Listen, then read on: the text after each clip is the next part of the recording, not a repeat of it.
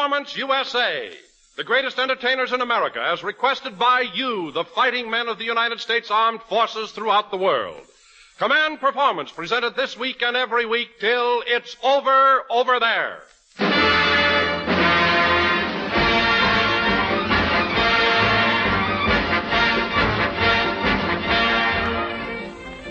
Calling the khaki and the navy blue, the merchant marine and the Coast Guard, too.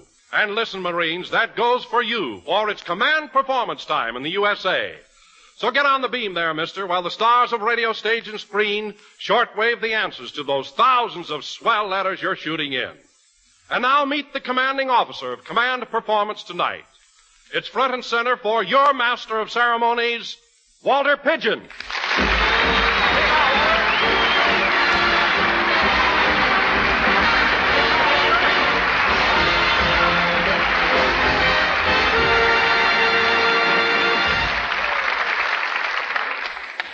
Thank you, Don Wilson. And hello, fellows.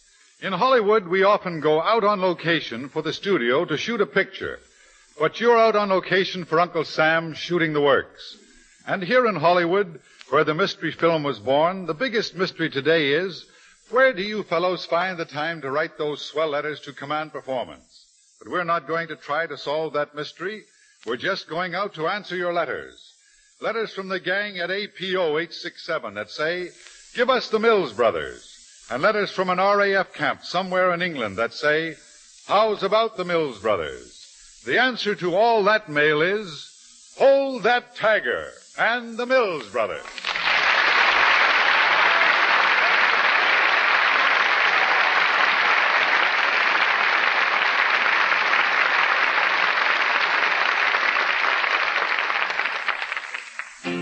Hold the tiger, hold the tiger, hold the tiger, hold the tiger, hold the tiger, hold the tiger, hold the tiger.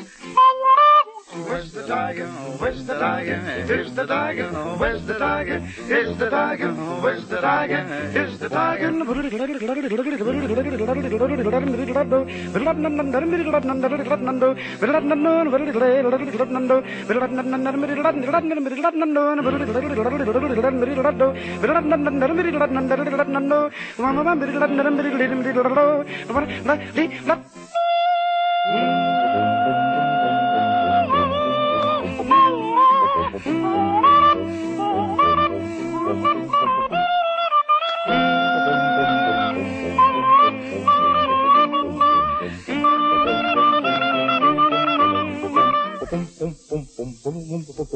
Hold the tiger, hold the tiger, hold the tiger, hold the tiger, hold the tiger, hold the tiger, hold the tiger. Where's the tiger? Where's the tiger? Here's the tiger. Where's the tiger? Here's the tiger. Where's the tiger? Here's the tiger. No, no, no, no. Hold the tiger.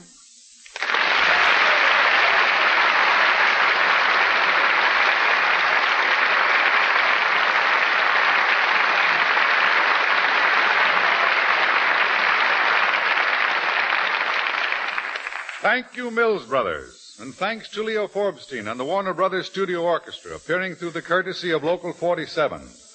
Incidentally, to D.S. of Warner's over in Teddington, Middlesex, thanks and have patience. And now, fellows, for old 69, somewhere in the islands, for 3 Americans who wrote on June 22nd, not far from London, for Johnny, Punchy, and Doug at CAPO number 3, and for Sergeant DMD and that fighting number we can't mention at APO 867.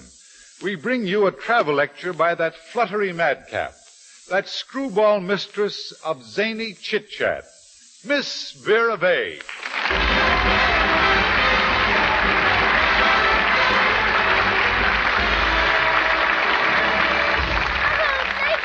Thank you so much for that charming introduction. Oh, my, what a handsome man. Remind me to take you home with me tonight, Mr. Sparrow. The name is Pidgeon. Pidgeon. Well, Sparrow Pidgeon. This is one case, brother, where I'd be glad to get the bird.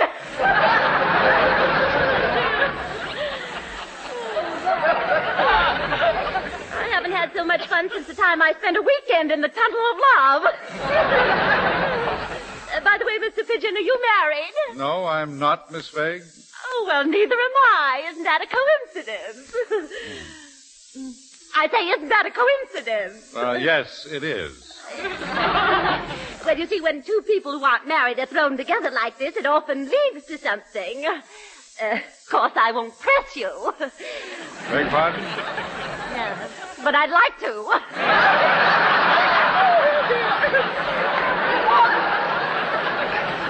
Mr. Pidgeon, would you like to go to the Hollywood Bowl with me this evening about 11:30? But at 11:30? Why, Miss Vague, at 11:30 there's nobody there. You got the point quickly.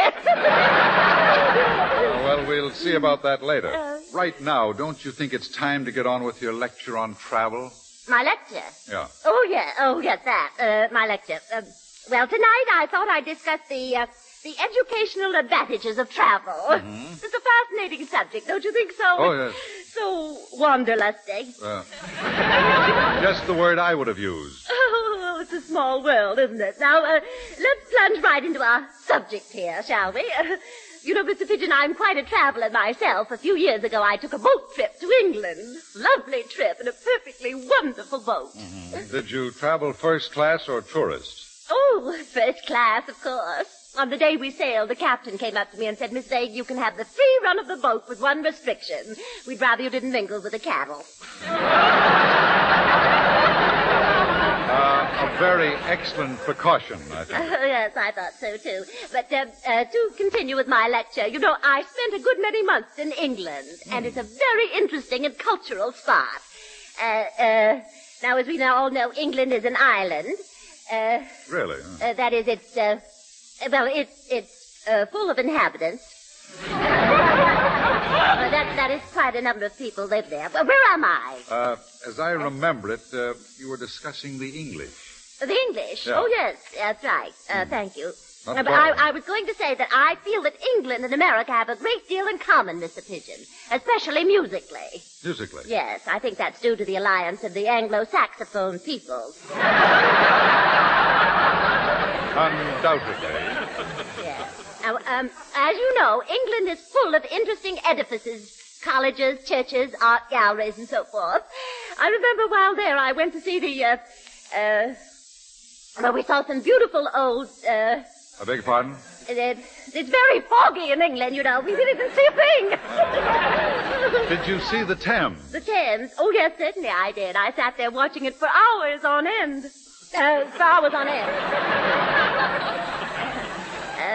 You've been over there, haven't you, Mr. Pidgeon? Oh, yes, I have many friends in England. In fact, I got a letter from there this morning. Oh, you did? Mm-hmm. Well, what did it say? Why? What do you want to know for? What do I want to know for? You're the most inquisitive person. I'm inquisitive. No, Miss Vague. This letter was from a young lady in England. She wrote for financial advice. It seems she just lost 2,000 pounds. Oh, my goodness, she was heavy, wasn't she? I see what you mean, yes. Miss Vague, you don't seem to know very much about England. Suppose you just skip the subject and tell us something about some other country you visited, if you don't mind my suggestion. Oh, certainly not. I value your suggestions. No one in the world could have a higher opinion of you than I do, Mr. Pidgeon. Why, thank you. I don't think you're so hot.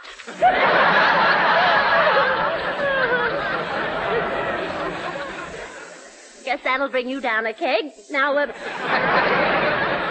Mr. Pidgeon, let's not quarrel anymore. I didn't mean it. I think you're a charming person. Let's be friends, shall we? I wish I had a pipe of peace. I wish I had a piece of pipe. Well, bless your heart. Can you tell us something interesting about Switzerland? Or was it too foggy there, too? Oh, Switzerland, yes. Yes, I went there, but I didn't care much about it. It's nothing, but a lot of mountains. Well, don't tell me you didn't like the Alps. The Alps? Oh, indeed I did. They were the nicest people I met on the whole trip. Of course, while in Egypt, you went up the Nile, didn't you? Oh, yes, all the way up. And isn't it a lovely view from the top? You know, Miss Vague, I went to Egypt myself a few years ago and visited the pyramids. Oh, that's so? Yes. You know, they were literally covered with hieroglyphics.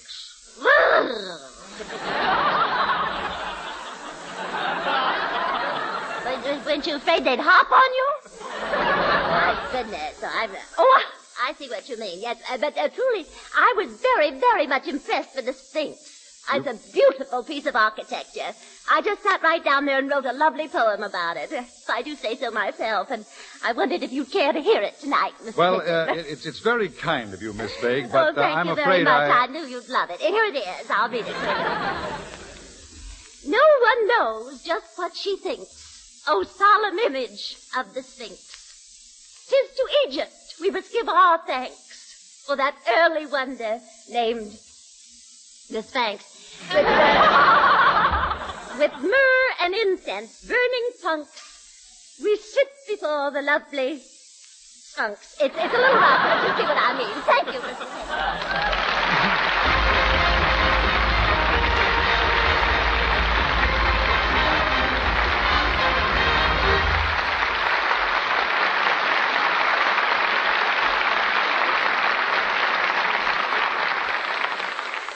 Thank you, Vera Vague.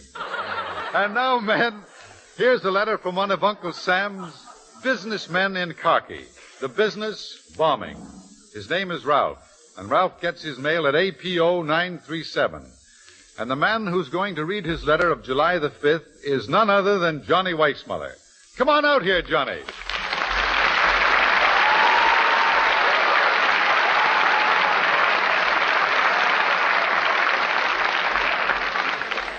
Thanks, Walter Pidgeon. And may I see the letter? Here it is, Johnny. Thanks. Let's see. Dear Command Performance, my buddies and I get a tremendous kick out of our big show. But for a long time, I've been anxious to hear one special voice. The famous jungle call of Terr. Hey, that's me. So, if you will do me this one favor, I'll appreciate it very much. Signed, Ralph. Well, I'll be... Well, Tarzan, what are you going to do about it? Do? Listen, brother. Just let me back off so I won't blast the mic. Tarzan's going to call his buddy, a bombardier with Uncle Sam.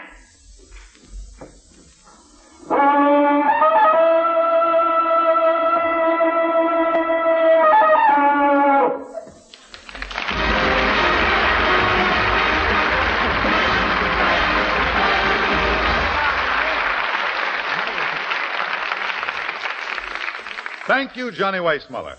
And now, for a former Portland woman living in Southampton whose 6'7" son is somewhere in the Middle East, for a certain Army shoemaker at St. John's, for Private Ray and the Bunker Buds in Hawaii, for the Army nurses and Private ALG at APO 922, and for all of you who have put in orders for another helping of America's great singing sensation.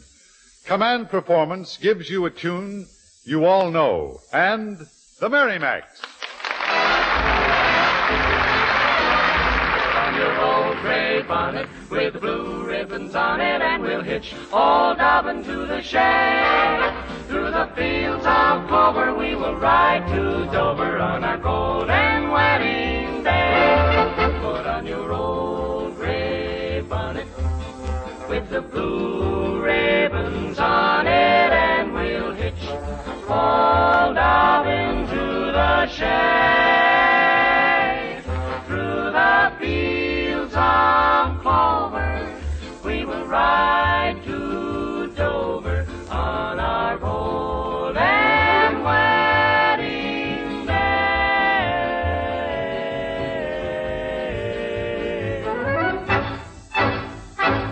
Put on your old gray bonnet with the blue ribbons on it, and we'll hitch old Dobbin to the shed. Through the fields of clover we're gonna ride to Dover on our golden wedding day. Put on your old gray bonnet with the blue ribbons on it, and we'll hitch old Dobbin to the shade. Dee-wee-da, dee-wee-da, through the fields of clover we will ride on to Dover on a golden wedding day. Put on your old gray bonnet with the blue ribbons on it. And we'll hitch old Dobbin to the shay, old Dobbin to the shay. Through the fields of clover, we will ride on it over on our golden wedding day. Through the fields of clover, we will ride to Dover on our golden wedding day.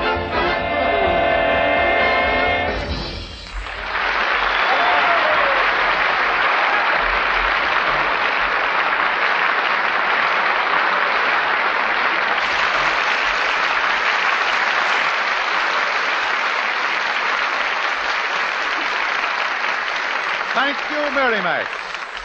Well, fellows, there's a very special girlfriend of yours on the command performance tonight. And before she does her big song, we'd like her to shortwave a few words to you. Miss Mary Martin.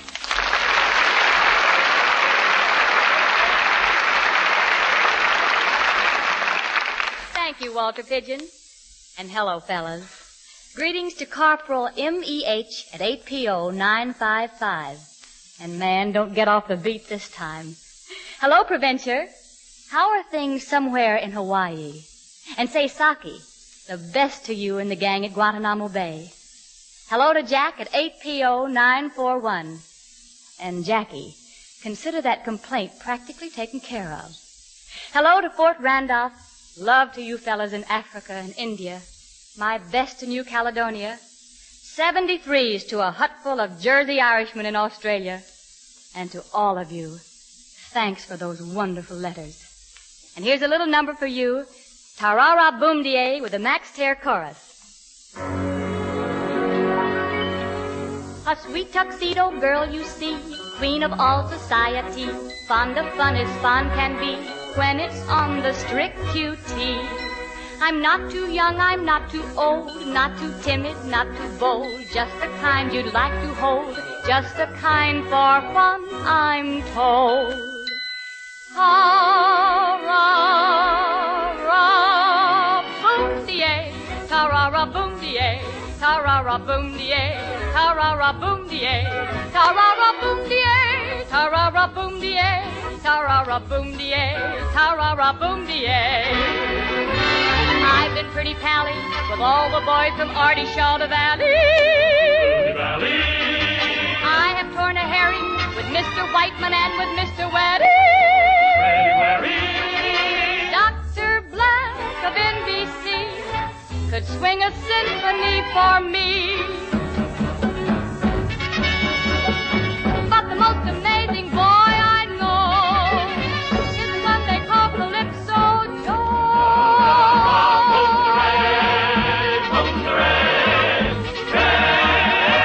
A blushing butterby no sense. Papa said it's big expense. Women say I have no sense. Gentlemen say I'm evening.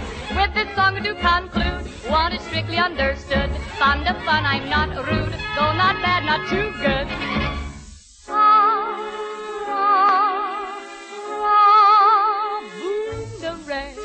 Ta-ra-ra boom da ray, da ray, ta-ra-ra boom da ray, ta-ra-ra boom da ray, ta-ra-ra boom da ray, ta-ra-ra boom da ray, ta-ra-ra boom da ray, ta-ra-ra boom da ray.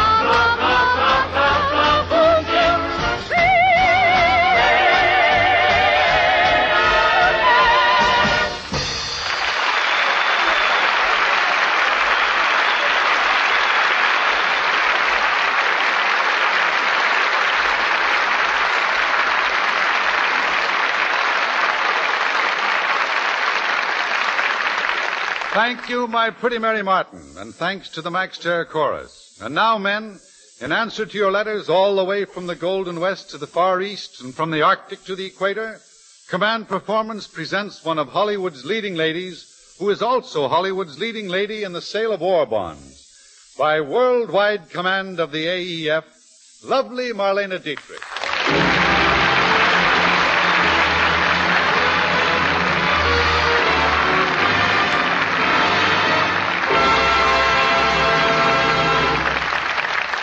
Yes, sir, fellows. In the worldwide spotlight of Command Performance, it's lovely Marlene Dietrich. Marlene Dietrich and Walter Pidgeon in an intimate drama of love and life in a Hollywood drive-in. The scene, any one of Hollywood's streamlined drive-in restaurants. The characters, a beautiful waitress and a guy in a car. The waitress, Marlene Dietrich. The guy, Walter Pidgeon. Lights, action, camera! Hey, sister, how about a little service? Good evening, sir.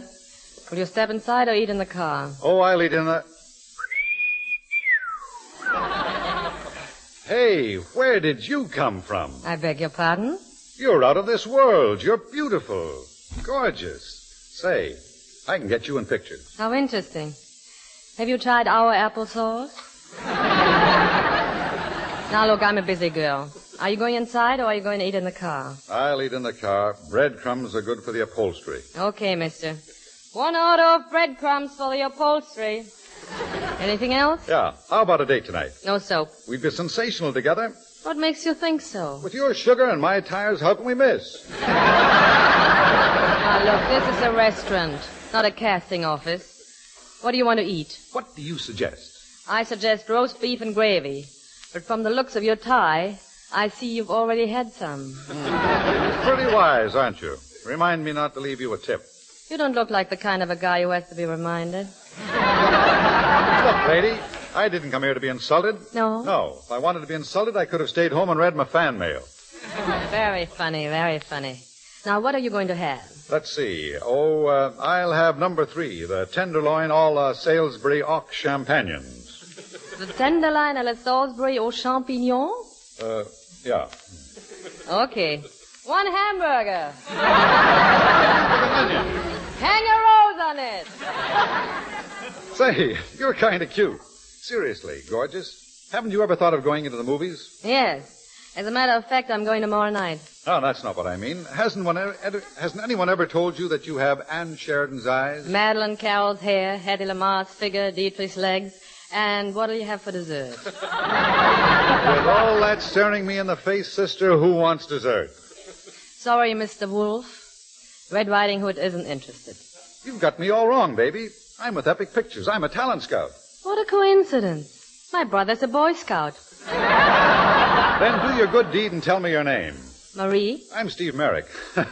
Bet you thought I was going to tell you I was Darryl Zanuck, huh? Oh, no. That's Darryl Zanuck over there in that broken-down jalopy. You don't say. Well, maybe I don't, but he does. And that fella eating pickles in the Chevy. He told me he's Sam Goldwyn. Oh. Who are those 2 guys on the bicycle? The Warner Brothers? Now, look, baby. I'm serious. I can guarantee you a part in pictures. Not interested. Then what did you come to Hollywood for? To be a waitress. What? I came here to be a waitress, not a movie star. I can die now. I've seen everything. There's nothing wrong with being a waitress. People think waitresses just chew gum and sigh over Walter Pidgeon in the movies. They are not all like that. No, not all of them chew gum.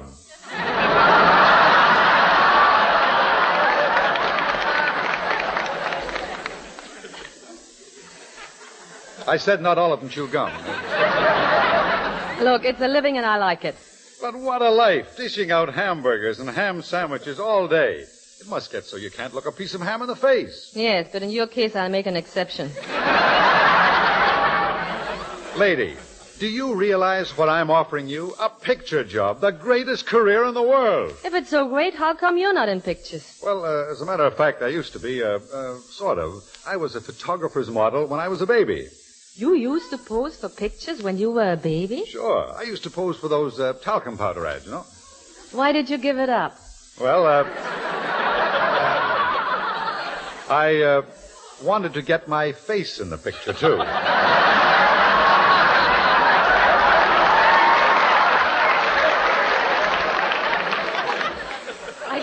imagine why. Well, if you could have seen the pictures, you could imagine why. Now, what do you want with a hamburger? Lady, I'm on the level. I'm offering you a job at Epic Pictures at $200 a week. I'm not worth that much. Nobody's worth that much, but this is Hollywood. No, thank you. You're crazy. Crazy like a fox. You could be crazy like a mink coat. You realize the glamour you're passing up? Ciros, Macombo, arc lights, previews, double features? What's so good about double features? You can't come in the middle of both pictures. Say, that's not bad. You know, you're kind of cute. I am? Uh-huh. Where did you get those big eyelashes? Oh, well, I've got a fella down in Cuba who makes them up for me.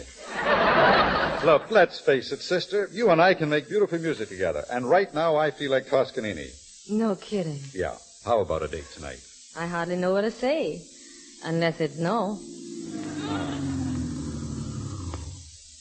Oh, Miss Van Oster, studio wants to get some more publicity pictures. Move away from that tall jerk and hold the tray up a little higher. Okay, Charlie. Hey, what about my hamburger? Out of my way, buddy. That's Marie Van Nester. Marie Van Nester, the movie star? Holy smokes. That's right, Mr. Talon Scout. I'm just getting some experience for my new picture, Drive-In. And I'm getting some experience, too. Do you have a doghouse handy? No, but here's your hamburger. And as long as you and I are going to have a date tonight, do you mind if I join you? Not at all. Hey, Joey. Another hamburger. I don't know how we're going to get along, Miss Van Ester. You see, my hamburger has an onion on it. I'll fix that. Hey, Joe. Hang a rose on it. A big one.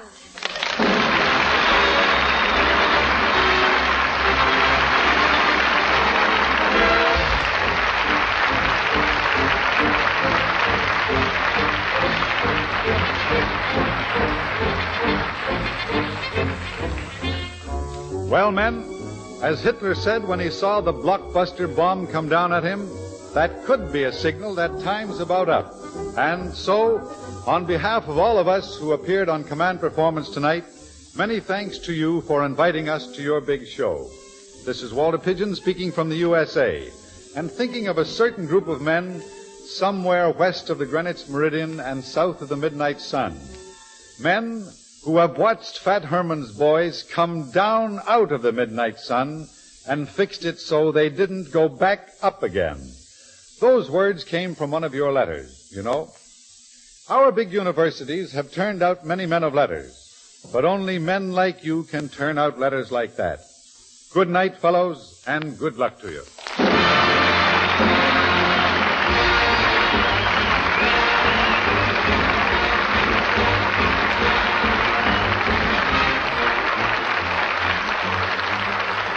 That's it, men. But keep pitching those letters in the Command Performance in care of this station. And all your star players will come up to bat for you again next week and every week. Phil, it's over there. This is Don Wilson saying so long from a very good friend of yours, Uncle Sam.